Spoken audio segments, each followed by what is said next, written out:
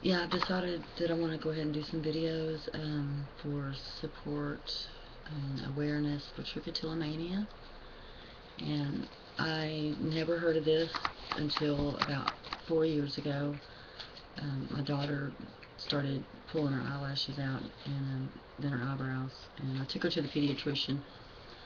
But before we went, I wanted to look on the internet, and I typed in, why is my daughter pulling out her eyelashes, and I found out what trichotillomania was. And so, of course, the first thing I did was I went on YouTube to see if there was anybody else who had done this and asked questions. And to my surprise, there was a few. Not as many as I thought, and not any at that time, 4 years ago, that I found that were children. Um, so I took her to the pediatrician, and we went in, and she basically said, "Why are you here?" And I said, "Well, look at her. She has no eyelashes or eyebrows." And she goes, "Madison, do they bother? Are your eyelashes bothering you? Why do you pull your eyebrows out? Why do you do that?" And she said, "I don't know." And so I had this stack of paperwork with me I had printed out to take, and I said, "I think it's trichotillomania. And so she typed up on her little computer, and she said, "Oh yeah," she said, "My daughter does that. She pulls her eyebrows out, and one at a time, or a little bit at a time, sometimes." And I said, "Well, what do I do for it?" And she said, "Well, no, hopefully she'll just grow out of it." And I said, "Okay." I said, "What causes it?" And I know what I've read, but I want to hear it from you. What is it? And she said, "Just stress or whatever."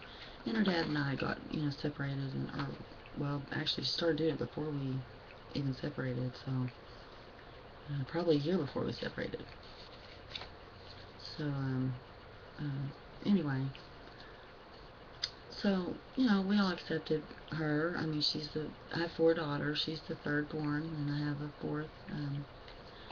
She was 7 or 8 when she started pulling them out, and I had a daughter that was 12 and one 14 at the time, and we were going through a lot with my 14-year-old and a lot going on at home too. So I guess that's why. I don't know really, but anyway, so we didn't really think much about it. Our family and friends, why is she doing that? And I said, well, she has trichotillomania, and go online and do some research. That's what I did. I can't explain it. It's like Tourette syndrome, or it's kind of in the same category of nail biting and biting inside of your cheek, which I do or have done. And people would look at me like, what? No, I don't think so. But it is, and it is what it is, and there's not really a clear-cut treatment or there's no cure, and they think that there's a gene to why people would pull their hair out. My daughter describes it as something tickling your skin, and you just have to scratch at it or rub at it or whatever. She gets that feeling on her head, and so she'll pull it out a little bit at a time. And what's weird is she's always been really super hard to brush her hair in the morning. I mean, you could barely get a brush through her hair, and she's screaming bloody murder. So it really didn't make sense to me since she was so tender-headed. And but she said it didn't hurt when she did it, and I guess it felt good. It relieved like an urge, like an itch would to us. Or if a fly lands on your arm, then you have to swish it off. You can't just leave it there and just drive you insane. And so that's what the feeling that she gets in her scalp. And then I know she does it purposely sometimes. She knows she's doing it, but then there's other times I know that she doesn't realize she's doing it. Like if she's playing a game, or she's sitting back and really watching a movie, or um, so there's focused and there's the unfocused pulling. Um, uh, so anyway, some time went on, and the school she's gone to, all my kids went to this elementary school, and I had mentioned it a couple of times to the staff and counselor and principal, just at various meetings whatsoever, whatever, and nobody ever stopped me and said, well, what is trichotillomania? They just, okay, because they couldn't see anything wrong with her except she was having some ADHD,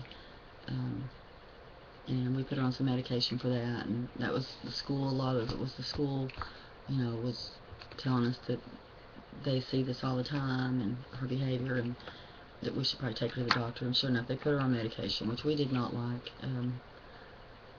And it did seem to improve her handwriting and some concentration, but it seemed like she grew out of it. It quit working for her. But that's another story. I don't know if ADHD and trick kind of go hand in hand. It seems like it does, from what I've seen and read. But anyway, so I really just wanted to come on here because I don't think I've seen any parents on here talking about how it affects them. I know with my daughter, she's 9, 10, 11. This year she turned 11. She's in 5th grade now. Well, this past summer, right before school started, she had started developing. And she's kind of a tall girl for her age. And she started developing, and she was anxious about starting 5th grade, and she's developing, and of course everybody, all the girls are, most of them are. And I could tell there was some mood swings coming on a little bit, and it's all normal stuff. Well, she was getting a little anxious about school, and she had pulled, like, right in the back here, a spot about that big, and it was completely bald, and so I was pulling her hair back like this and pinning it back, so that, just not to hide it. And I told her that we're not hiding it. I just didn't want her to be bothered with people or kids, especially kids. I didn't think the adults would ever say anything to her about it, because they're adults. But the kids I wasn't so sure about. And, so I just pin it back and make it look pretty, and she'd feel good and go on to school. And, it never really was an issue. And we didn't make it an issue. I never got on to her for doing it. I was disappointed at first, and I didn't understand. I'd say, baby, please, if you just don't make your eyelashes or your eyebrows or your hair, and wanted to reward her, and that really, it didn't help. And she would just be disappointed because she couldn't go without doing it. She just couldn't, and so it would disappoint her that I couldn't give her a reward. And so that wasn't fair. I don't think that was fair. So I don't agree with the reward system, because that's like telling a kid who is dyslexic, if you're not dyslexic this week, we'll give you a reward. You just can't do it. And I can't. It just wasn't fair. So I don't agree with that. I know some people it's worked, and that's the thing about trick is it's different for everybody. One thing might work for somebody, and another might not.